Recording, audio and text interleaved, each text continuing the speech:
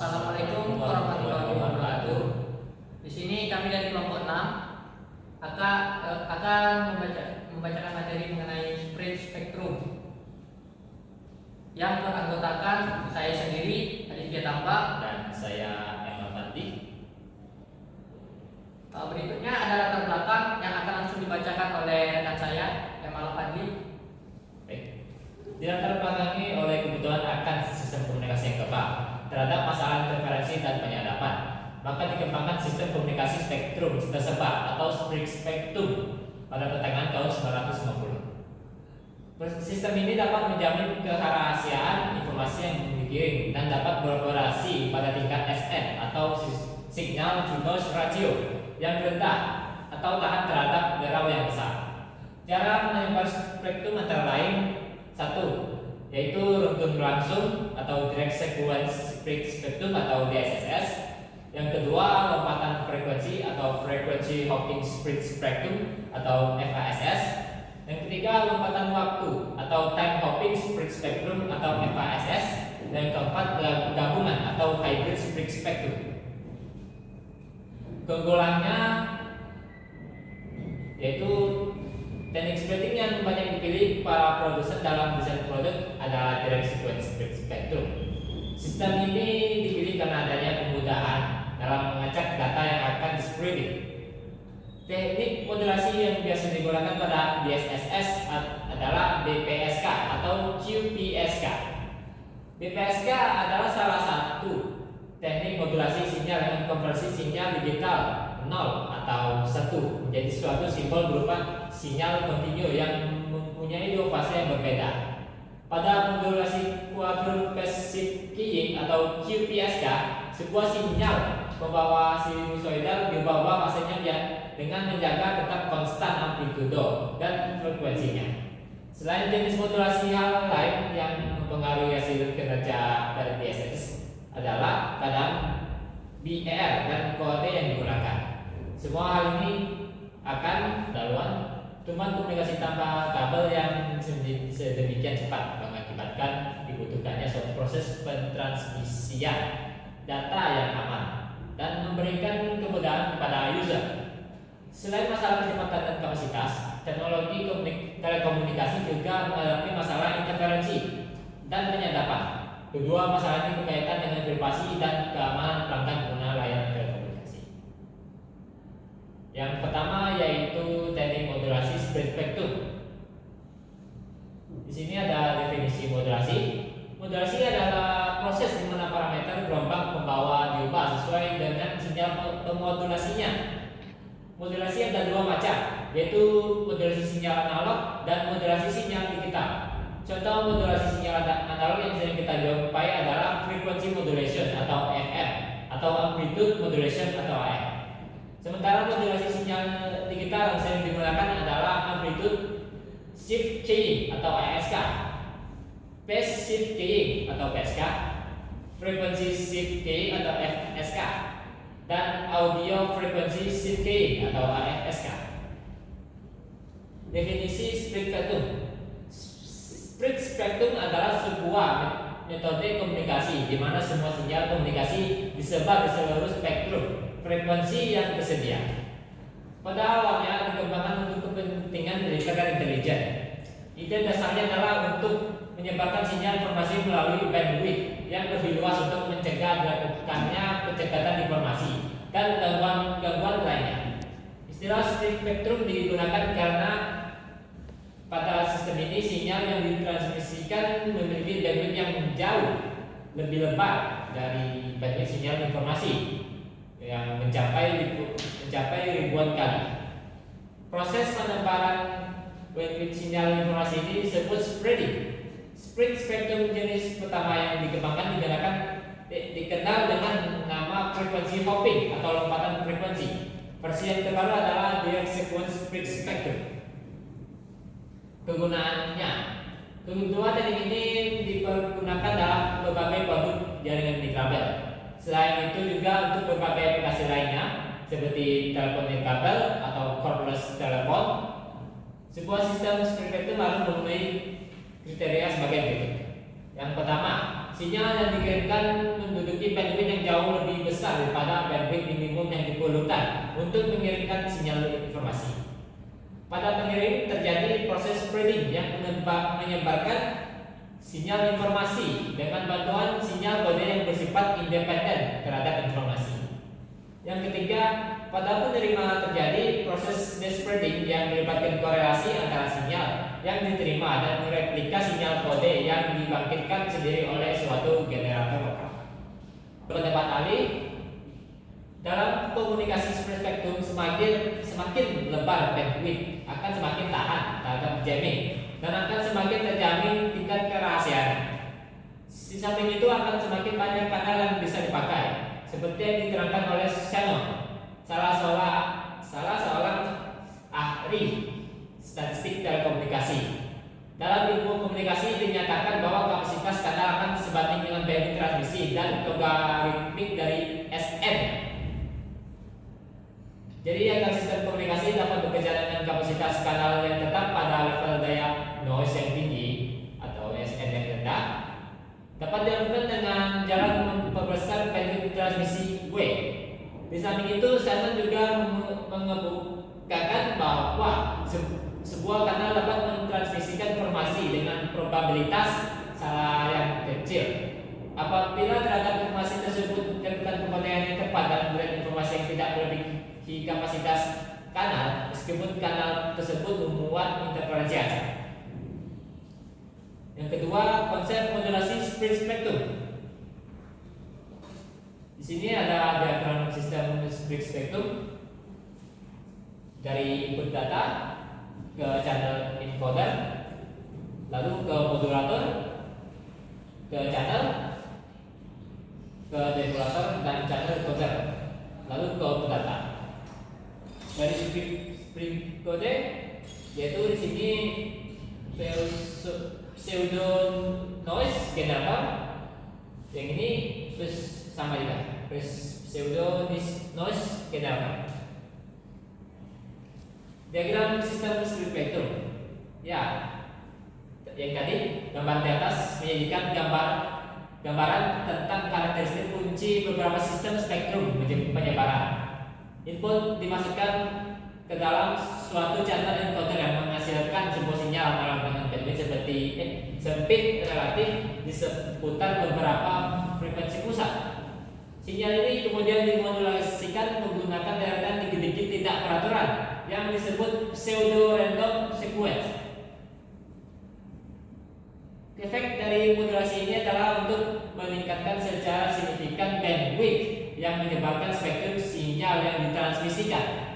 Pada ujung penerima, deretan digit yang sama digunakan untuk mendemodulasikan sinyal spektrum penyebaran. Terakhir, sinyal dimasukkan ke dalam sebuah channel decoder untuk melindungi data. Yang ketiga, kelebihan teknik split spectrum. Sistem komunikasi dengan teknik split spectrum memiliki beberapa kelebihan. Yang pertama, kerahasiaan terjamin. Keamanan informasi ada pada sinyal split spectrum karena format transmisi berupa kode yang menyebabkan sinyal split spectrum tidak dapat ditangkap oleh penerima yang tidak dikehendaki, karena penerima tersebut tidak mengetahui pola kode yang digunakan pada pengirim. Kemampuan ini menyebabkan split spectrum banyak digunakan pada bidang militer. Yang kedua, mampu menekan interferensi. Kemampuan menekan interferensi mendasari penciptaan dan pengembangan sistem split spectrum. Secara garis besar, kemampuan penekanan terhadap interferensi didapatkan karena adanya penebaran bandwidth transmisi. Pada sistem split spectrum, kemampuan mengurangi atau menekan interferensi dan jamming terjadi pada proses spreading. Proses ini dilakukan dengan mengkorelasikan sinyal split spectrum dengan kode PN atau PRG pada penerima. Apabila kode PN atau PRG identik dan sepace dengan kode PN atau PRG pengirim, maka proses spreading terjadi sehingga sinyal transmisi kembali ke bandwidth semula. Pada sistem frekuensi hopping, split spectrum menekankan sinyal interferensi dan jamming dengan cara menyebarkan pada bandwidth yang melebar mencupliknya sebagian pada bandwidth yang sempit. Yang ketiga yaitu data yang rendah. Sinyal yang dikirimkan dapat dioperasikan pada data yang lebih rendah. Sinyal yang dipancarkan dengan daya nilai yang rendah menguntungkan dalam hal mengurangi interferensi pada sistem-sistem lain. Pengoperasian pada daya rendah adalah sifat yang timbul akibat perluasan bandwidth. Yang keempat, klasifikasi teknik modulasi split spectrum yang akan dijelaskan oleh rekan saya Adi Pratama. Yang keempat ada klasifikasi teknik modulasi split spectrum. Di mana klasifikasi teknik modulasi split spectrum berdasarkan sistem modulasinya, teknik modulasi split spectrum diklasifikasikan menjadi satu, direct split spectrum atau DSS. Kedua, frekuensi hopping spread spectrum atau FHSS. Yang ketiga, time hopping spread spectrum atau THSS. Yang keempat, gabungan atau hybrid spectrum. Direct spread spectrum atau DSS merupakan prinsip dari metode direct spread adalah memancarkan sinyal dalam tinta yang lebar dengan pemakaian lapisan atau multiplex, kode atau signature untuk mengurangi interference dan noise. Frekuensi hopping spread spectrum atau FHSS. Dalam teknik ini, perubahan frekuensi karir pada interval waktu yang teratur. Frekuensi yang dipilih dari kelompok yang telah ditentukan dalam spektrum yang tersedia dan mereka mengubah dalam urutan ditentukan oleh pseudo random sequence dengan karakteristik yang mirip dengan thermal noise. Dengan demikian, nama tersebut adalah PM atau pseudo noise sequence. Time hopping spread spectrum atau THSS. Pada THSS, prinsip kerjanya hampir sama dengan FHSS. Namun pada THSS, proses pengacakan atau perubahan yang terjadi bukan pada frekuensi, tapi pengacakannya terjadi pada perubahan waktu pengiriman tiap bit datanya. Berikutnya ada gabungan atau hybrid split spectrum. Sistem ini menggabungkan keuntungan tertentu dari setiap teknik modulasi. Sebagai contoh, dikombinasikan sistem DS atau FA, maka akan didapatkan keuntungan anti multipad dari sistem DSSS dan keuntungan nearby dari sistem FASS. Adapun teknik spreading yang banyak dipilih para produsen dalam desain produk adalah direct split spectrum atau DSSS. Sistem ini dipilih karena adanya kemudahan dalam mengacak data yang akan spreading. Dalam DSSS, spreading hanya menggunakan sebuah generator noise yang periodik yang disebut pseudo noise generator. Yang kelima ada mekanisme DSSS dan FHSS. Untuk mekanisme direct split spectrum atau DSSS, sebelum disebar, sinyal dimodulisasikan terlebih dahulu dengan modulasi BPSK, BFSK, QPSK atau 2-eri PSK. Diagram blok sistem di direct sequence dengan modulasi binary passive keying atau BPSK di sisi pengirim. Sistem ini adalah salah satu sistem yang digunakan secara luas dalam pengimplementasian direct sequence. Terjadi di penerima dengan menggunakan rukun PN lokal, isyarat diterima dikonversi turun ke bidang dasar. Data dipulihkan setelah demodulasi bidang dasar. Rangkaian sinkronisasi menjamin bahwa lompatan frekuensi yang dilakukan membawa lokal sinkron dengan di pengirim sehingga pengawal sebaran yang benar dapat dilakukan. Berikut pada mekanisme direct spread spectrum atau DSSS terdapat diagram blok pengirim dan penerima spektrum tersebar komponen frekuensi. Setelah lompatan frekuensi dihilangkan dari sinyal yang diterima, sinyal tersebut dikatakan the-hopped signal. Jika pola frekuensi yang dihasilkan oleh synthesizer pada penerima disinkronisasikan dengan pola frekuensi dari sinyal yang diterima, maka keluarannya adalah low-pass signal dengan lompatan frekuensi yang tetap atau sama. Sebelum proses demodulasi atau depot signal dimasukkan ke penerima konvensional. Berikutnya ada mekanisme frekuensi hopping spread spectrum atau FHSS. Dalam FHSS, ketika ada sinyal yang tidak diinginkan berada pada kanal lompatan tertentu, noise dan interferensi pada kanal tersebut masuk ke dalam kawasan frekuensi dan masuk ke demulator. Oleh karena itu, ada kemungkinan terjadi tabrakan pada sistem FHSS di mana user yang tidak diinginkan mengirimkan sinyal pada kanal yang sama di waktu yang sama sebagai user yang dimaksud. Inilah kelemahan dari sistem FHSS. Pada sistem SFH, beberapa simbol ditransmisikan pada frekuensi yang sama. Penjelasan lebih lanjut ada sebagai berikut, yaitu pertama ada fast frequency hopping, yang kedua yaitu slow frequency hopping. Pada fast frequency hopping, yang dimaksud dengan fast FHSS adalah nilai TC-nya kurang dari nilai TS atau TC kecil dari TS. Ini berarti bahwa jumlah kanal frekuensi yang dihasilkan lebih banyak, sehingga permintaan kanal frekuensi pembawa semakin cepat ketika proses transmisi berlangsung, atau dapat dikatakan fast FHSS terjadi jika terdapat lebih dari satu lompatan kanal frekuensi selama mengirimkan satu simbol atau pulsa. Untuk kelebihan fast frequency hopping, kelebihan dari teknik fast FHSS ini adalah mampu menghindari jamming atau noise. Lebih baik dibandingkan teknik slow FHSS karena perpindahan kanal frekuensi pembawa yang cepat, sehingga apabila ada jamming dari sinyal lain yang terjadi terus-menerus atau noise pada frekuensi yang dipakai saat itu, tidak akan berlangsung lama karena frekuensi pembawa akan segera melompat ke kanal frekuensi berikutnya. Sesuai dengan tabel kanal frekuensi yang dibentuk oleh runtun pseudo-noise dan frekuensi synthesizer. Selain itu juga semakin banyak kanal yang bisa dibuat, semakin banyak pula kemungkinan pindah kanal frekuensi.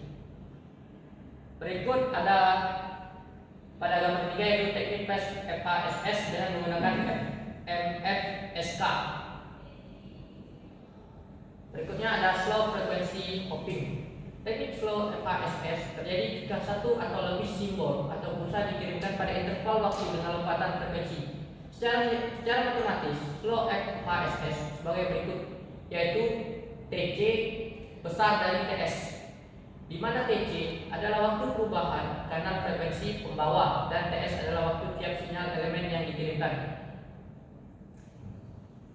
Lompatan kanal frekuensi pada slow FHSS lebih lambat dibandingkan fast FHSS, sehingga dalam satu kanal frekuensi dapat dikirimkan lebih dari satu bit data. Begitu pula dalam hal jamming dan noise. Slow FHSS lebih mudah terkena jamming atau noise karena jika suatu sinyal asing berada pada kanal frekuensi yang sama di waktu yang sama dengan sinyal slow FHSS, maka dapat terjadi jamming yang lebih lama dibandingkan dengan fast FHSS karena lompatan kanal frekuensinya lebih lambat.